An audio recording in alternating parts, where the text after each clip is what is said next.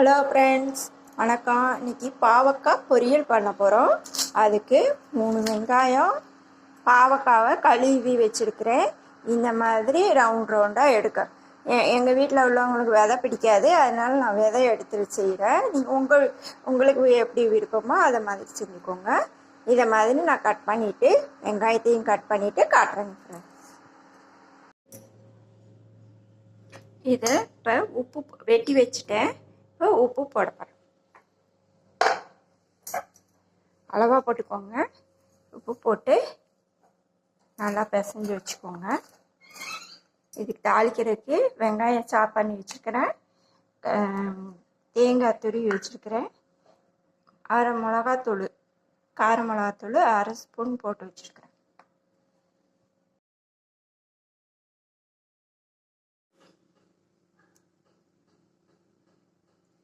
எண்ணெய் ஊற்றி வச்சுருக்கிறேன்.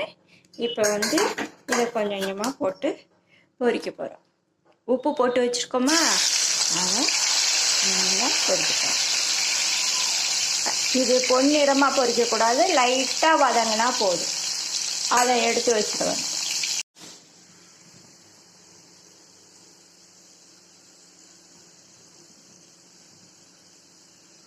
இப்போ பாருங்கள், இந்த நிறத்தில் தான் நம்ம எடுக்கணும்.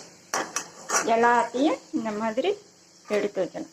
அப்போ தான் கசப்பு இருக்காது, ஒட்டை போட்டு கசப்பு இருக்காது.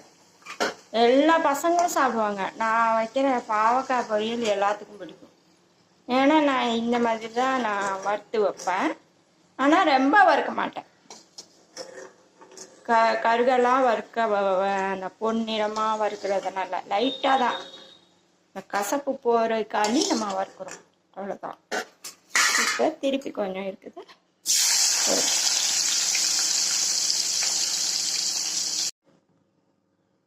இப்போ பாருங்கள், வறுத்து வச்சுட்டேன்.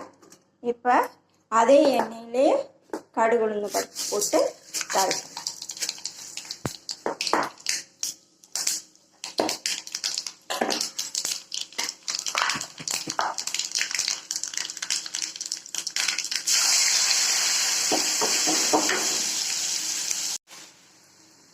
நல்லா வெங்காயம் வதங்கிடுச்சு. இப்போ அந்த காரப்பொடியை போட போகிறோம். போட்டு லைட்டாக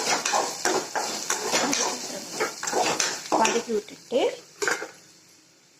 அப்படியே போட்டு நம்ம உப்பு போட்டு தான் நம்ம பாவக்காவை வதக்கிப்போம். அதனால் உப்பு போட தேவை. அதில் உப்பே போட்டு